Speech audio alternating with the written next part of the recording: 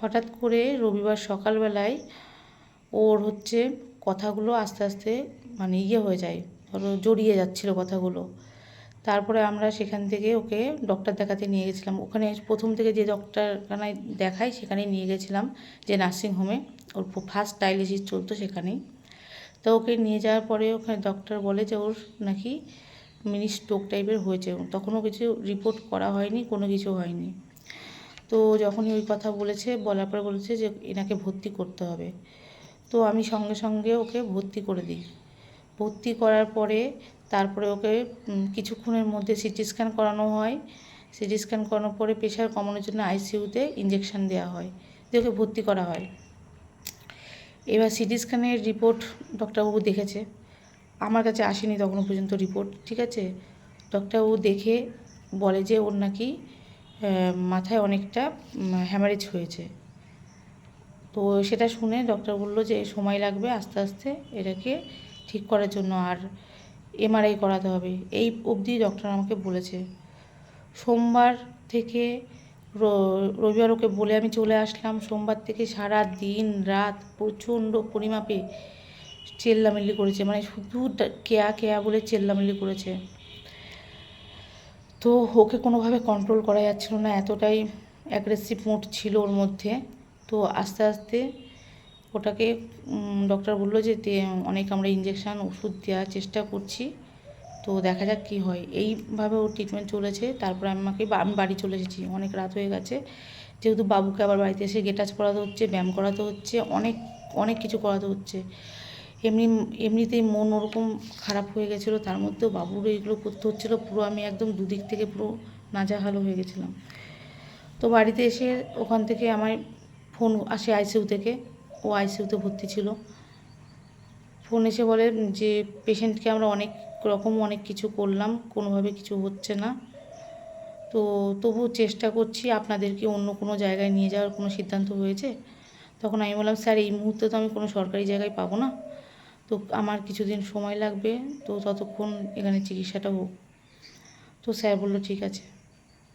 ঠিক তার 2 থেকে 3 ঘন্টা পর আমার ফোন আসলো, আমাকে বলছে যে ওকে ভেন্টিলেশনে দিতে হবে। ভেন্টিলেশন কী, সত্যি কথা বলতে আমি জানি না, আমার মাথার উপর দিয়ে গেছে। সঙ্গে সঙ্গে আমার দেওরকে ফোন করলাম, ফোন করে বললাম এরকম ভেন্টিলেশনে দিতে বলছে, আমি তো কিছু বুঝতে পারছি না, আমি হঠাৎ করে না বলে দিয়েছি দিতে হবে না। তো আমার দেওর বলছে দেখো বৌদি, যদি দিতে হয় ওকে দিতে হবে, ভেন্টিলেশন মানে কোমা নয়। তো আমাকে বোঝানোর পর আমি আবার ফোন করে বলি হ্যাঁ দিন। মোটামুটি 3 দিন মতো ভেন্টিলেশনে ছিল। আমরা আর এখানে টানতে পারছিলাম না, এখানকার বিল অনেক বেশি, ওষুধের খরচা অনেক বেশি। প্রতিদিন আমাকে 10,000 টাকা করে ওষুধ কিনে দিতে হচ্ছিলো, আর নার্সিংহোমের বিল তো প্রচুর প্রচুর প্রচুর। তো আমরা ঠিক করছিলাম যে এখান থেকে অন্য কোনো জায়গায় ভর্তি করব, কোনো সরকারি জায়গায় ভর্তি করব। তার জন্য এমএলএর কাছে এদিক ওদিক চারিদিকে ঘুরেছি। তো একটা জায়গায় সিট পেয়েছিলাম, যেটা চুঁচুড়া ইমামবাড়া। তো সেখানে আমি ভর্তি করার চিন্তা নিয়েছিলাম, যে এমএলএ আমাদেরকে ঠিক করে দিয়েছিল, কিন্তু ওর যে প্রবলেম সেইটার চিকিৎসা ওখানে হয় না, মানে নিউরোর যে প্রবলেমটা, নিউরো মেডিসিনের কোনো ডক্টর চুঁচুড়াতে নেই। তারপরে ভাবলাম যে ঠিক আছে চলো আর একটা জায়গায় দেখানো হবে। তো সেইখানে আমরা যোগাযোগ করলাম, তো সেখানে ঠিক করলাম যে ভেন্টিলেশন সমেত ওখানে ভর্তি করব, খরচটা অন্তত আমার কমবে। তারপরের দিন ডক্টরের কাছে গেলাম, ডক্টর ডাকলো, দেখে বললো যে ওকে ও শ্বাস প্রশ্বাস ঠিক করে নিচ্ছে, আগের তুলনায় ভালো আছে, তো ওকে ভেন্টিলেশন থেকে খোলা হবে। খুলে ওরা দেখবে যে কেমন কী আছে, যদি প্রবলেম হয় আবার ভেন্টিলেশনে দিয়ে দেবে। তো আমরা বললাম ঠিক আছে। পরের দিন আবার যখন যাই, রাতের বেলায় না, সেই দিনই রাতের বেলায় ভেন্টিলেশন খোলা হয়েছে। পরের দিন গিয়ে দেখি ও উঠে বসে আছে। ভীষণ শান্তি পাই সেদিনকে, মানে কালকে তার আগের দিনকে ডাকছে আমাকে বারবার করে, যাচ্ছি। আমি গেলে পরেই রেগে যাচ্ছে, বাড়ি নিয়ে আসছি না কেন, বাড়ি যাব, আমাকে ওরা খেতে দিচ্ছে না, জল দিচ্ছে না, তুমি আমার বাড়ি নিয়ে চলো। আমি বললাম দাঁড়াও একটু, চেষ্টা করছি, নিয়ে যাব বাড়ি। তারপরে সবার সাথে আলোচনা করলাম, সব কিছুই করলাম। ওর ডায়ালিসিস সেন্টারে ওখানে আলোচনা করলাম। ওরা বললো যে অক্সিজেন কি চলছে? আমি বললাম না, অক্সিজেন চলছে না। তো বললো ঠিক আছে, তাহলে ওকে বাড়িতে নিয়ে গিয়ে, এবং যে নার্সিংহোমে ভর্তি করবো ভেবেছিলাম সেখান থেকেও সব কাগজপত্র নিয়ে গিয়ে, কেস হিস্ট্রি নিয়ে গিয়ে বললাম। তখন ওনারাও বললো ভর্তি করে কোনো কিছু হবে না, এখানে একটা ভালো নিউরো ডক্টর দেখাতে হবে, যেহেতু ওর আর ব্রেনে জল জমেছে। তো ওনারা বললো যে ওখানে নিয়ে গিয়ে একটা ভালো নিউরো ডক্টর দেখাও। তো আমরা কালকে ওকে ছুটি করিয়েছিলাম, আর সঙ্গে সঙ্গে নিউরো ডক্টর দেখিয়েছি। নিউরো ডক্টর আমাদের দেখে বলল ওর কোনো স্ট্রোক হয়নি।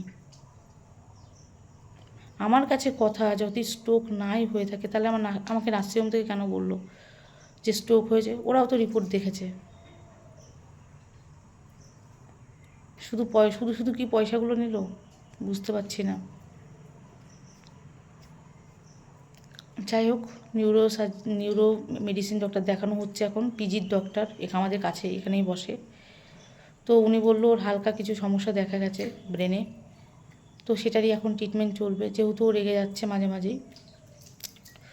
তো অলরেডি 2বার ওষুধ ওকে খাওয়ানো হয়ে গেছে, এখন অনেকটাই শান্ত, শুনছে আমার সব কথাই। এইভাবেই আর কি এখন বাড়িতে আছে। এখন ডক্টর দেখাবো, আর 2 থেকে 3 দিন পর ওর এমআরআই করা হবে, যেহেতু জলটা কী জন্য জমেছে সেটাই বড় ব্যাপার, সেটা দেখতে হবে। দেখার পরে তার ট্রিটমেন্ট হবে। তো এখন এইমাত্র ওকে খাইয়ে দিয়ে সব কিছু করে রেখে আসলাম, এখন ও ঘুমোচ্ছে। এখনও বাবুর কোনো কিছু করানো হয়নি, সেগুলো সব করাবো। আর শুধু তোমাদের কমেন্টের জন্য এত কমেন্ট আসছে, এত মেসেজ আসছে, সেই জন্য একটা ভিডিও করে দিলাম। চলো, আবার পরে তোমাদের সাথে কথা হবে, যদি একটু সুস্থ থাকে তোমাদের সাথে আবার দেখা হবে।